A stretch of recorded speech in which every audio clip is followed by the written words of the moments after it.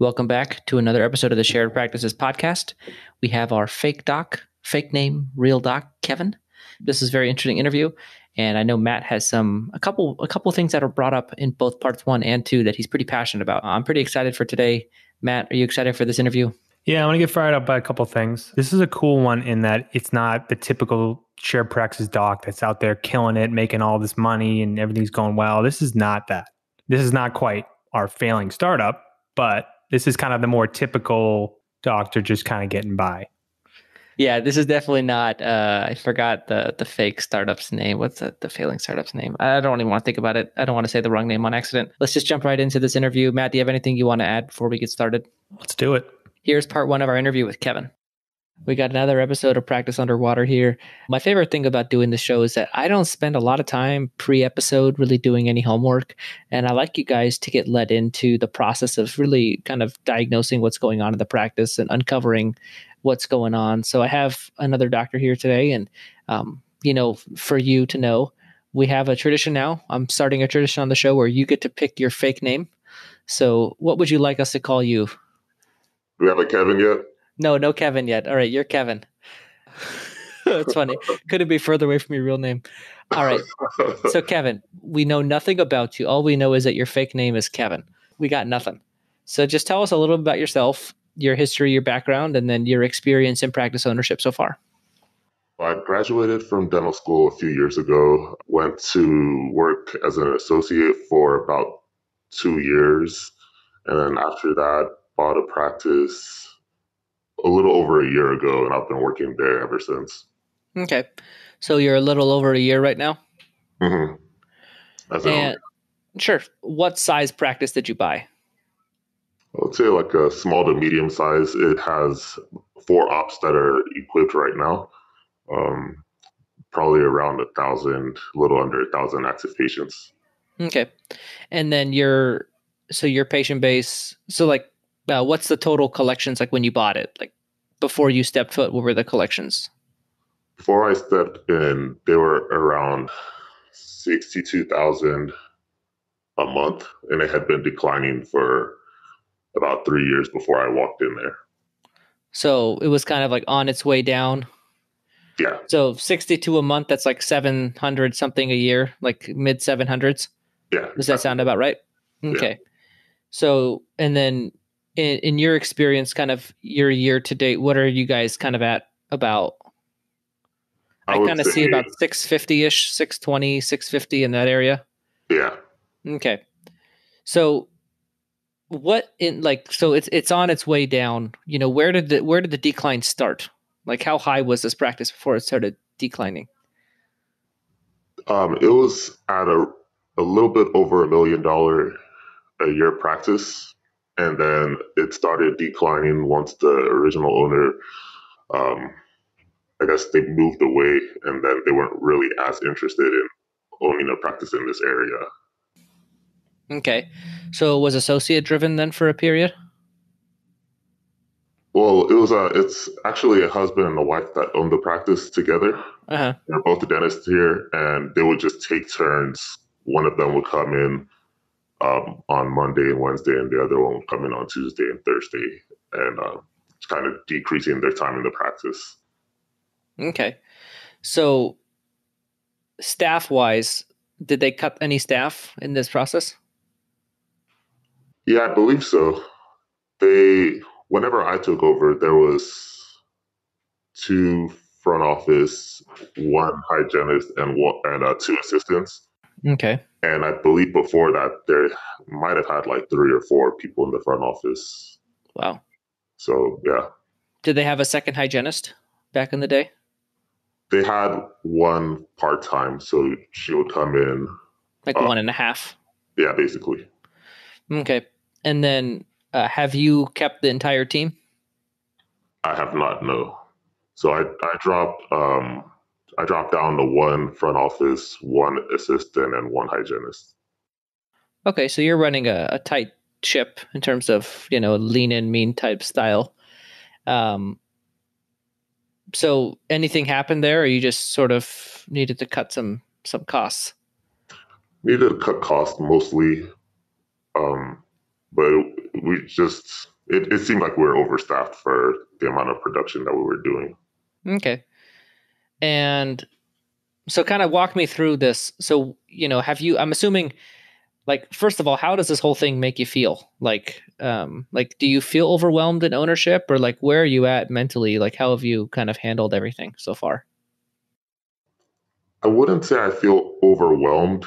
I definitely did think that I would be able to turn everything around quicker than I have.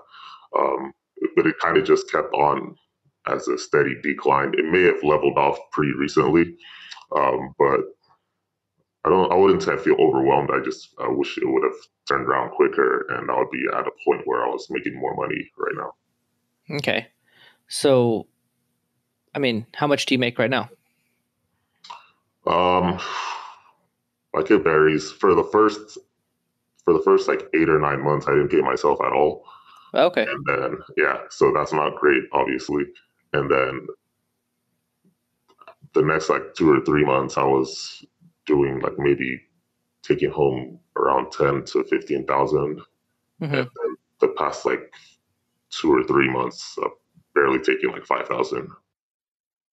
So, your expenses are hovering around 50,000 a month then, or I mean, where do you have, what's going on with the overhead? Yeah, the expenses are hovering around like 45,000 probably. And Okay. then that's also around my break even point. So I'm just Yeah. always around even. Tough place to live. Um, okay. So, like, have you had time to sort of sit down and think about the situation and kind of diagnose what you feel like is going on? Yeah, I've had a lot of time to think about it. So, what is your, like, what are you, so if I were to ask you, like, hey, Kevin, what's going on with this practice? Like, you know, if you were telling somebody who has no idea, what would you attribute, like, what would you kind of attribute everything to? I would say that we have lost a lot of patients, um, and we haven't been able to gain patients at the same clip that we're losing them. So Okay. we have a pretty low new patient per month. So I would say that's probably it. And then I don't think my case acceptance percentage is as high as what they were previously seeing beforehand. So I think kind of probably both of those things. Okay. And your case acceptance percentage, sure, we could talk about that. But why do you think patients are leaving? Um, I think just, well, whenever there's turnover, I would say patients would leave because of that. And then just like the normal amount of like patients moving or patients, maybe like older patients dying, I don't know. But I wouldn't say like they're leaving at a high rate, but just like a normal amount of patients leaving are not getting replaced by new patients. Okay. And you guys have hygiene openings? Yeah, not a lot. So, like in a day, how many will you have? Um, Usually we'll have like two, maybe three openings per day. Okay. And that's just patients not showing up or changing last minute to reschedule. Okay. So, is it like the day is always full and then it's falling apart, or is it like there's not openings, or there's openings in the day that weren't filled? We're probably mostly filled. We'll probably have like one opening not filled every day. And then Okay. by the end of the day, we'll have like another patient that didn't show up or another two patients that Sure. rescheduled for whatever reason. Just normal stuff. Well, like, so if I'm a new patient calling to schedule my first cleaning, how long am I waiting to get in? We can usually get you in the same day. Okay. If what about if I can't make it that day? Do you guys have like a this week another availability? Yeah. Okay, perfect. In the email, it talked about coaching. You did some coaching, so can you talk about that experience and sort of what you got from it, and just kind of be honest with me? Okay. Well, yeah, I had Justin as my coach, Hmm. Justin Short, and I would say that it was pretty helpful for like the first 6 months was definitely really helpful as far as me just gaining confidence and like strategy wise. He was also helping me with I was with my being overstaffed and everything like that. So it was pretty helpful in just helping me gain confidence. But then at the same time, my production wasn't really growing like I Mhm. hoped. And then this last 6 months, because I did 12 months of the coaching, Uh-huh. the last 6 months, it was more of him trying to help me grow like my new patient numbers. Um, because I was already at that point, I was pretty comfortable in the practice, but Uh-huh.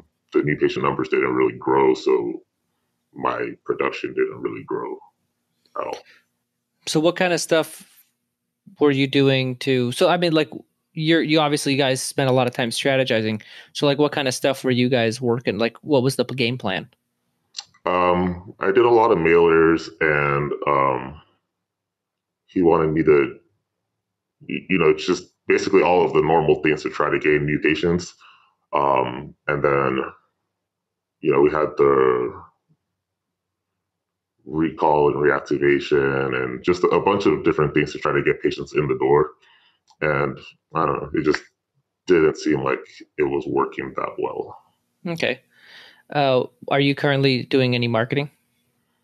Yeah, right now I'm doing Google Google Ads, Okay. and I'm using because I recently attended Breakaway, Uh-huh. and so I'm using their company for some of my marketing. So total marketing budget in a month, how much are you spending on marketing? Say average like 3,500 a month. Okay. And when you were doing direct mail, was it the same amount or were you spending more at that time? It was around the same. Okay. So you've always been spending about $3,500 a month. Yeah, pretty much. And then your new patient flow has been kind of hovering around what number? Around 15. Okay. When I first started, it was around 8, and now around 15. So I guess that's some improvement, but it's not anywhere where I'd like to, near where I'd like it to be. Okay. And then your patient base right now, describe the demographic of a patient in your practice. Um, they're mainly people that are coming from work, that they work around the area. Mm-hmm. Um, so I'm not seeing a whole lot of families. I'm not seeing like barely any kids at all, because I'm right next door to a pediatric office as well. Um, so yeah, it's mainly like younger people. No, I mean I would say the range kind of varies, but it's just people that are coming from work usually. Okay. Age group. What age are we Um, talking? it's really all over the place, honestly. Okay. And in terms of like, I feel like there's parts of the country where, like in my practice, I walk Mhm. into exams and for the most part I see pretty much healthy mouths. Like I don't really see a lot of like decay or, crowns failing. Like, these people take good care of their teeth, you Yeah. know. And then I feel like in other parts of the country you walk in and like everyone has a cavity. Mhm. How would you describe the kind of amount of work in your patient base? They're mostly healthy for sure. Okay. Because I guess one of the things that really sticks out at me is your case acceptance, Mhm. and on top of that, your diagnosis. It seems like, it's really hard to get the ball rolling when your total monthly diagnosis is kind of hovering under $100,000 a month. Like looking at your metrics, that was the one thing that really stuck out at me was um, like low diagnosis with low case acceptance. Yeah. That's a tough combination. And your patients are scheduled, like your patient's acceptance isn't terrible. It's just the like total treatment amount that is being scheduled isn't great. Mhm. So I'm curious, is that something that you guys, because Justin, I feel like, we're both Justin clients. We've both worked with him. There's things that I really liked about him. And, I think one of the things I really gleaned from him was, the way I coach clients on diagnosis and the way I coach them on case acceptance really has his prints all over it. So is that something that you guys spent time on in your coaching? Yeah, that was probably the thing he hit hardest on was diagnosis. He Mhm. really was trying to get that to increase a lot. It was just felt harder because, especially after the first 6 months was over, it seems like I've already seen all of these patients, so it's hard to keep those numbers up. So hard to keep those numbers up from what perspective? Of you're not seeing anything? I'm not seeing a lot of new lesions on patients. Yeah. So a lot of my diagnosis is really coming from the new patients, which I'm not seeing a whole lot of. Yeah. So I call that I think we're going to see this a lot on the show, because a lot of guys who listen to us, unfortunately it's like 75% male. So I call them guys, but there's also a 25% female group. But a lot of the people that listen to us, they go by a practice, and then for the first 6 months they're like, yeah, I'm killing it, everything's going well. In your case, yeah, you probably were too busy putting out fires to really enjoy that I'm killing it period, but you're diagnosing a lot. And then after month 7, 8, 9, 10, you're like, oh crap, I'm not diagnosing nearly as much as I was. And so there's this period, kind of me talking about the audience at this point, not so much your practice, but there's this period where you walk into a new practice where from day one you get there, you got to start worrying about month 7, because months 1 through 6, it's like freaking heaven on earth. Every time you walk in, you see this brand new patient. It's like every patient's a new patient, and then month 7, it just gets tough. So one of my bigger mistakes was not preparing for month 7. And, it seems like you've tried to prepare for month 7. You haven't really got a lot of traction with the stuff that you've been doing. Yeah. Which is, that happens. That happened to me too. But the treatment acceptance though, so diagnosis wise, it seems like you have an even spread. So when I looked at your practice by numbers, you're not like, when I see somebody in like 2/3 of their diagnosis is crown and bridge, that's where I'm like, you're crown hunting. You're not looking for anything else, but you probably use Justin's singles, doubles, triples analogy that he always talks about, where, it seems like you do your best to kind of have like an even spread of diagnosis. So for me, looking at your practice, I'm not going to hammer home more diagnosis off of the same patients. You're just like, there's not a lot there. That's really what I'm seeing. I think for me, when I look at your situation, one of the hardest things is you're running one hygiene, and it's really hard to be productive as a solo doc, running one hygiene. And there's guys that can do it. I mean, but they usually have pretty high clinical skill sets. What would you kind of assess? Like, what do you refer out? What do you do? Kind of what's your repertoire clinically? I refer out impacted wisdom teeth and root canal retreats and anterior implant placements. That's it? Yeah. Wow. You got a good repertoire, man. Good for you. Yeah, I think, do you have an idea why your patients are not accepting some treatment? Like, what do you think is going on? I'm not sure, because it feels like they are accepting it, but I mean, I guess the numbers don't lie, right? I think I don't get very much ortho done, so like Invisalign and stuff, a lot of them will say no to that. And so for me, about 25% ish of your crowns schedule or get done. So for me, like, that's a number that I like to see about 40 to 50%. So like, let's just look at crowns. That's like a detail patient, they need a crown. They should just do the crown. So where do you think the hang up is in that process? See, I didn't know that number. So to me, I didn't know there was a hang up there. I just assumed that they were scheduling.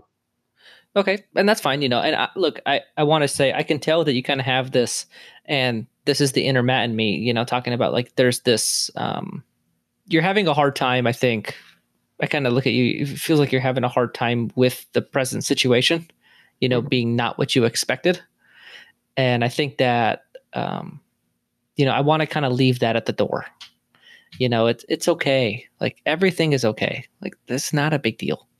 And I think everybody that we talk to wants to be further along than they are. That's not specific to you. So, and we can talk more about that, but anytime I'm asking you a question about something that might not be going fantastic, that doesn't mean you're doing anything wrong or you're not doing well, or, like at the end of the day, like you have your own practice and you're working on it, so don't feel bad.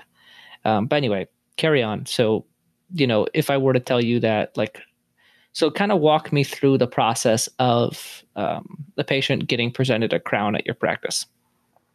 Okay.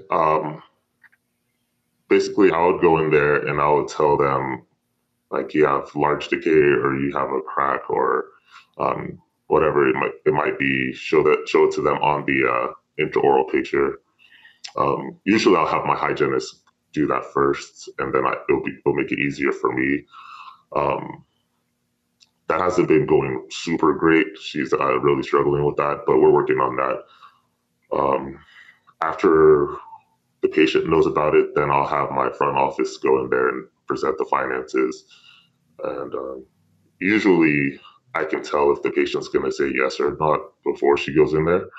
But I feel like she's really good at converting people that even if they look like they're not going to say yes, she can usually get them to say yeah.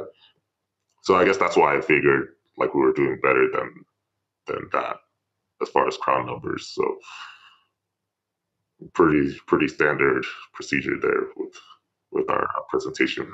Okay. Before we get back to the episode, I wanted to take a minute and thank Practice by Numbers. Without their help and allowing us to set up the shared practices dashboard, a lot of what we do on Practice Underwater wouldn't be possible. I want to take a minute and highlight a clip from the episode that we did with Rohit, where we highlighted some of the metrics that really matter most.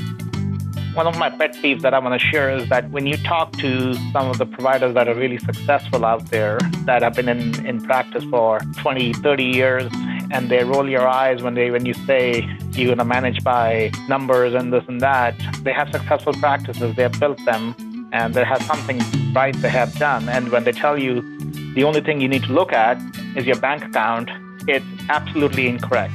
Okay? It pisses me off every time I look at that and I see that comment on the Facebook group, because success is not happenstance. It just doesn't happen. It's kind of baffling. It's an everyday kind of thing where you're striving to improve, you're striving to tighten your systems, you're striving to know your practice better, and just to get in that kind of complacent mode is easy. I can see how it happens, because you're so in the wheel and you get overwhelmed with things that this isn't something you want to think about a lot of times. But it really is so important that people focus on this kind of thing. I hope you guys enjoyed that clip. If you guys are interested in trying out Practice by Numbers and looking at your practice through the Shared Practices dashboard, and there are many other dashboards, you can go to practicebynumbers.com and set up a free trial. So talk to me about the hygienist struggling with the code diagnosis. I guess she's been a hygienist for a long time, and she's never had to do that before. Mm-hmm. So it's, I don't know, it just seems like the hygienist. Well, first off, okay, I had a different hygienist when I first started. Okay. She was there for a really long time, and she was really good at all of this stuff. But then a few months in, I want to say like five months in, she decides to leave to become a marketer. So she's right now she's marketing for an oral surgeon, doing selling implants and things like that. So she was really good at selling to patients. I ended up getting another hygienist that used to temp at my office, and she's really good at doing the regular hygienist things, but she's not so good at selling things to patients or co-diagnosing. So we've been working really hard on that. And it's just, I feel like I'm having to teach her the same thing a lot, but she's slowly getting it. So what part is she struggling with? Knowing what you would do in what situation, or like where's the ball being dropped in that court? Mainly it's knowing what I would do, but then it's also telling the patient before I get in there. A lot of times she'll be like really iffy, and it seems like she lacks confidence because she'll come and tell me like, hey, I think it might be this, but you should come check it out. And then I'll tell her, hey, if you think it's that, then go ahead and tell the patient, and then I'll back you up on it. But she still is like struggling with that part. She'll just tell me and not tell the patient because she's worried she might be wrong. Okay. And how long has she been a hygienist for? About 20 years. Oh, okay. And do patients like her? Yeah, they like her a lot. So her personality isn't the problem? No. Okay. And then your front desk comes back there. And about how much time is your front desk in the room with the patient? Like, do you have any idea of how long she stays back there? Less than 5 minutes. Okay. Yeah. I guess for me, the thing I wonder is, like, do you have one front desk and they're walking back across the office to present treatment in a hygiene room? It seems like I wouldn't think that she should have time for that. You know what I mean? Like, I guess I'm not really having a question. I'm more wondering, like, what else is going on up front when she's not there? I mean, you only have one front desk. So we don't have like a ton of patients coming through the door. So you feel like it's a slow pace enough where it can be handled that way? Yeah. So like phone rings, is she not answering? No, she'll usually still answer it. Or if the assistant is not busy, then she'll answer. Okay. Yeah, I mean, I don't know. I don't feel like, so I'm looking at it and I don't think it's a huge problem. I mean, like, you could work with your hygienist. And so in general, anytime your staff have an objection, it's always the same way that, like, anytime I work with a dentist and they have an objection, it's like there's something in their way of doing what I'm asking them to do, whether it be, as a coach, or in your case, you're asking your hygienist, you're like the coach of your staff, right? So you're asking your hygienist to tell the patient it's a crown, and then she has a block that's not allowing her to do it. And she's on board, so for me, I kind of go through. So I think it'd be good if we spent some time talking about that, because I don't think that your hygienist talking to your patient about a crown better is going to change your world. But I think it'll help. And I think having that skill of being able to navigate staff objections is going to help. So, for me, anytime a staff has an objection, I think the first thing I always try to figure out is why. So I really try to uncover that. Have you tried to really uncover what is holding this hygienist back? Not really, no. So I would start there. And you said, like, she's afraid of being wrong. Yeah, this is just my perception of what's going on. Okay, so I would ask her, so let's just say we go through this conversation of, like, you feel like she's afraid of being wrong. The next question I would ask is, well, why? Like, what does being wrong mean? And if I have to totally guess, I would say that she feels like she's venturing outside of her expertise by telling the patient something. And so if she's wrong, the patient's going to look at her like she's dumb or something like that, like whatever it may be. And I think for her, you have to really understand her. And then you have to reassure her that that's not what's going to happen. And if she's ever wrong, then you're going to go back there and you're not going to be like, yeah, hygienist is dumb. You don't need a crown. You're fine, because then she will never, ever, ever do it again. So if you go in there and the hygienist says the patient needs a crown and the patient doesn't need a crown, you say, well, in this case, you could probably need a crown, but I'm going to blah, blah, blah.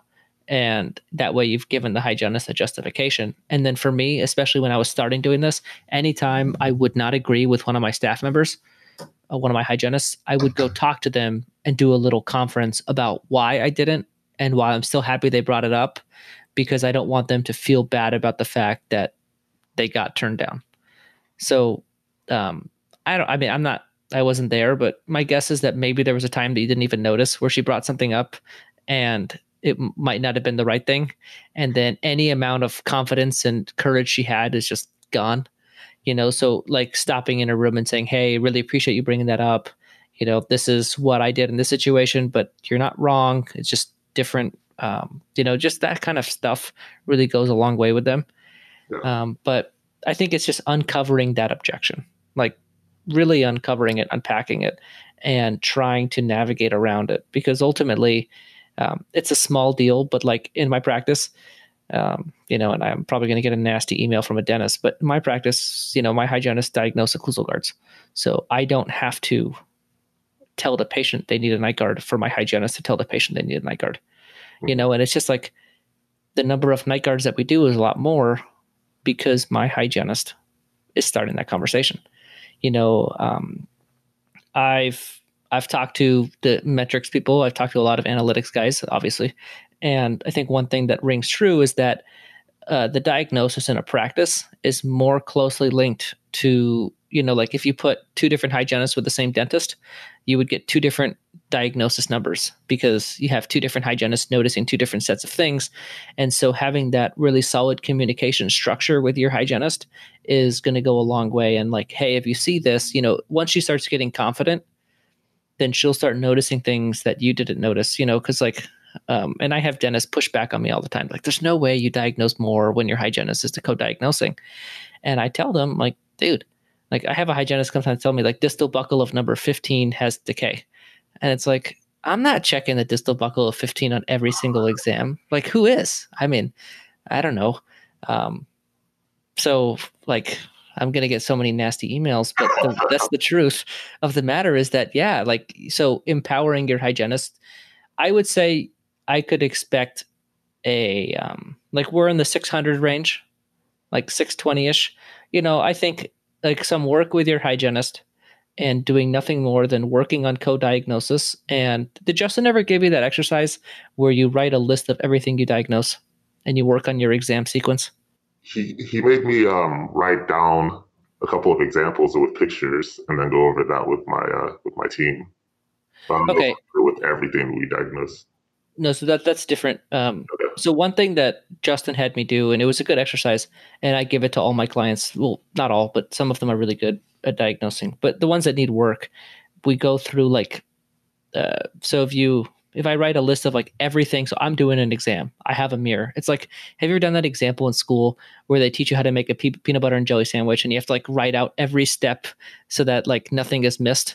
Yeah. So it's the same thing. So I look at, for me, I always start occlusal 15. I look, and then there's like the certain things I look for. And then I look at the buckle, certain things I look for. And so, in an exam, what am I looking at to diagnose a night guard? What am I looking at for abfractions? What am I looking at for cracked amalgams? Like all of like very plain English, everything you treat and how you see it. So like endo, I look at the radiographs and I look at the roots or whatever, so that way you can kind of get your exam sequence down and be very predictable. And then you can start teaching your hygienist how you do things, and then they can start looking at things the same way. Okay. So I would think that exercise and really working on that relationship with your hygienist and the communication with the patient, like that's not going to change your life, but I think that would definitely take you to 700. Like if we're at 620, that takes you to 700 without spending $1 on anything. Because right now, I think the challenge is that, realistically, you need more patients and you don't really have money. Yeah. So we need to, first step is we need to increase your cash flow so that we can invest in some better forms of marketing. Like that's really the sequence I see. And so working on that relationship with your hygienist to me is important. Okay. And then my other thing that I guess would like to mention is, I don't know exactly what's going on with your reactivation protocols.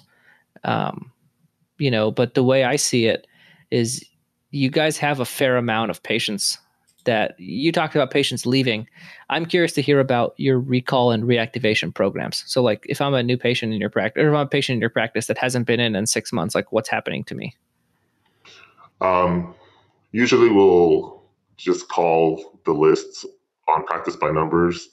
And whenever we have slow times, I'll have my assistant go up and help my front office. Or if we have a cancellation in hygiene, my hygienist will go call as well. And we recently started sending emails also, and then we'll call the patients that we sent emails to. So I do see here that they are calling. I'm taking a look right now at the number. So in practice by numbers, one of the things I really like is that I can look at how many calls are made every month and then the result of those calls. Mm-hmm. So have you ever taken a look at that? No. Okay. So you guys actually do a pretty good job. So if you guys get somebody to answer in practices in general, like half the time nobody answers and you leave a message. But when you guys get somebody to answer, you guys are scheduling, 25 to 50% of those people, depending on the month.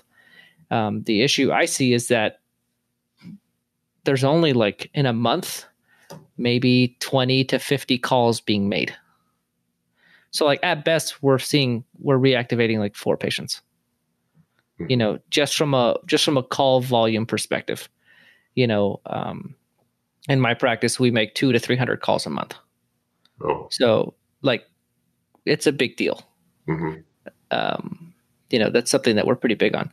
And so for me, like, if we're like obviously marketing, like on your list, I would put marketing as your top. Like, you need new patients because and like, to be honest, for the type of dentist you are, and like, I'm not saying anything about you. I'm just saying that you probably need more patients than the average guy to stay busy. Like, just from what we've seen historically, and you can kind of work on that, right? Working with your hygienist, working on your diagnosis list, working on your communication and case acceptance, and starting to improve those things. But in general, what I'm seeing to date is lower diagnosis for a one hygienist practice. And whether that's you or your patient base or a combination, I'm not going to speculate. And then a lower conversion. So you just need a higher volume of patients, which you don't have. Mm-hmm. And so working with you to really maximize what are the things that are not going to cost me any money and are going to kind of lead to me making more money so I can start investing in marketing, it would really be, your reactivation protocols. I think that you guys could be a lot more aggressive on those lists. Like, if you haven't been in my practice in 6 months, we're calling you every 30 to 60 days. Like, we won't stop until you're inactive or you tell me you want me to stop calling. Like, we keep calling, and it keeps working. So you keep doing it, but filling hygiene is the most important thing that you can do, especially in your case, because like, know thyself, right? Me and you are very similar. We are lower diagnosis. Maybe I have a little bit better case acceptance, but in the most part, we're not like I'm not one of those guys that can produce 1.2 million off of one hygienist worth of patients, and neither are you. And that's okay. Like, you don't have to become that. You just need to understand who you are and build a practice that fits for who you are. So you probably need more productive hygiene, but your hygiene is actually like, you guys are like 30 to 40% hygiene in terms of your total percentage. So your hygiene is actually kind of carrying you pretty good, but you just need more patients and getting them, and then higher conversions when they're in the room. That's really to start that marketing animal that'll ultimately be how you have to live. So you have any questions kind of as we're wrapping up this first part? Yeah, how do you check how many calls are being made? Sure. So in Practice by Numbers, there's an opportunities tab when you go down, and I can show you after the call. I mean, this is, so there's an opportunities tab, and then I can see how many calls you made based on, because they always document them. So your staff always has to document when the call was made, last contacted, so like, if I want to look at your software right now, so if my front desk was in your practice and we were going to call people, I have a list of, let me pull up your list to see how many people we would have to call. So the way I see it, we have 200 people that we could call this second. If my front office was in your practice, and like, that's a fairly large amount of people you only have like 900 patients. So realistically, 30% of your patients are ready to be called now. Okay. So like, that has a part to do with it. Your reappointment rate is great. I mean, I can tell you really track that number, because what gets tracked gets improved. Yeah. So you guys do a good job of tracking your reappointment rate. It's your recall and retention system. So when they've left and not made their next appointment, that follow-up sequence is where you're leaving stuff on the table. Okay. And I wouldn't even work with your front desk on what they're saying. When the patient's on the phone, they're scheduling. It's the problem of I'm not calling them enough to get them on the phone, and I'm not calling enough people. So it's just, you just need to, it's a numbers game. It's kind of like you were talking about ortho having bad case acceptance. It's like, of course, like this patient has no issues. I'm telling them to spend $5,000. Like, Yeah. how is that going to have high case acceptance? I mean, yeah, and the person with the iTero is going to come talk to me, but like, you know what I mean? So I think at the end of the day, it's a numbers game, and you just got to make a lot of calls, and that's just the way it works. And so right now you have one assistant. So are you guys pretty open? Like, do you run one column? Yeah. And Yeah. she has time to do that? Yeah, I would say so. Okay. Yeah, because I think right now, the thing I don't love the one, I mean, in your case, I kind of understand the one front desk office. But like, because you can't really ask your front desk to do anything because they're so busy doing everything.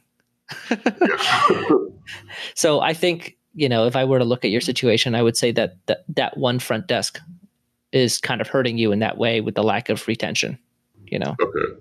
We do have we are using eAssist for like billing and all of that stuff. And I was looking into maybe outsourcing the phone calls as well, the calls out. But I don't know. I just have to, I guess, see exactly how much she can handle up front. So you spend like $1,000 a month on eAssist? Yeah. Is that improving your collections? It didn't improve it because they were already like pretty good, but it helped because I had two front office people. So I got eAssist right when I let go of one of them. So it just kept us around the same level with me spending less, I guess. Let's take a break for this week. And then next week, I want to explore that decision with that front desk and kind of talk about that. Because if we could cut costs in certain areas or like do so, like let's just finagle with your overhead a little bit. Okay. So we'll see you back next week, and then we'll carry on from there. All right, Matt. So I want to hear your initial thoughts for this interview. I know you have a few things that fired you up. Yeah, listen, George, I can go a couple of different directions here. This doc clearly made some mistakes in his first year ownership. Maybe took on a little bit of bad advice on some things. But I see a couple key points that he's missing out. Where do you want me to start? Matt is a person that gets really passionate about a couple of things when he gets upset. And so I do take pleasure out of watching you get all fired up about things that you don't agree with. So I would like to start with, I think your biggest objection. We kind of talked about in the episode with Tom. Tom was like this doctor that just had like these great case presentation skills and great diagnoser. And I kind of use like that McDonald's analogy where he's like the highest revenue per patient in his area. And this guy, Kevin, is kind of like the opposite. Like he has relatively low diagnosis. He's kind of like a Hummer, like he's going to burn through a lot of patients to have some sort of fuel. And so he's going to burn through a lot of fuel like patients. And I think that's sort of your observation and not the fact you don't want to accept that. You want to try to change that about him, or not change it, but improve. So I want to hear what you have to say about that. Yeah, it's just, I like what you did. I do this with clients all the time. Take me through your entire case presentation, like step by step. What do you do? What do you say? How are you selling treatment? And the key takeaway I took from Kevin here was that he's not really selling it. He said at one point, I feel like they're accepting treatment. He's saying that because he's not going deep enough. He's stopping. He's not, if there are any objections on the patient, you have to drive them up in the hygiene room yourself so you can coach them through it and get them over that and lead them to accepting treatment. He's basically just saying what he sees and then this is how you solve it, and walking out thinking like the patient agreed and everything's good to go. They're going to go out front and schedule. That's clearly not happening. The metrics show that. So the key point is that he's not really selling them. He's just presenting it. And that's like, he's going to be stuck in that loop until he gets over whatever it is in his head that's preventing him from going deeper. For somebody that knows Matt well, his ability to do that and his case acceptance is incredibly high. Mine is like medium good. Like, I'm floating in good, like I'm 75th percentile. And Matt's, he's in the 90th. He really, for the amount of treatment he presents and the amount that he closes is very high. And so, this is actually something he's like really good at. And so, this doc, Kevin, is kind of like the opposite. But I liked kind of the questioning where like the front desk walking into the room and presenting finances to the patient, which I still think is really weird with one front desk. Like I still can't like really imagine that, but I don't think that's a problem. I think it's between hygiene and him. That's the problem. The manager coming in there and doing treatment in the room, that's a little clunky, but you can work around that, I suppose. I mean, there's no co-diagnosis going. You know, he says his hygienist is slowly getting it. What slowly getting it? This is the thing. Like you need co-diagnosis. Like you just got to come in there and be like a fact checker. Like that's really what your role should be. And then if there are objections, driving those up, discussing them, getting them through that. What do you mean by driving them up? Like you want to find out what's preventing them from doing it yourself so you can coach them through it. And it's going to be the same like three things: money, mainly, time. They're worried about it hurting. You know, it's like we as dentists deal with like 3-5 objections, you know, pretty much all day, every day. And if you don't go deep enough, you'll never get those. So you'll think they're accepting it when they're in their head thinking like, well, I'm not spending this money, or I'm not, that's going to hurt, or whatever. Like they're thinking the objections. And if you don't make them say it, it never gets dealt with. They don't schedule.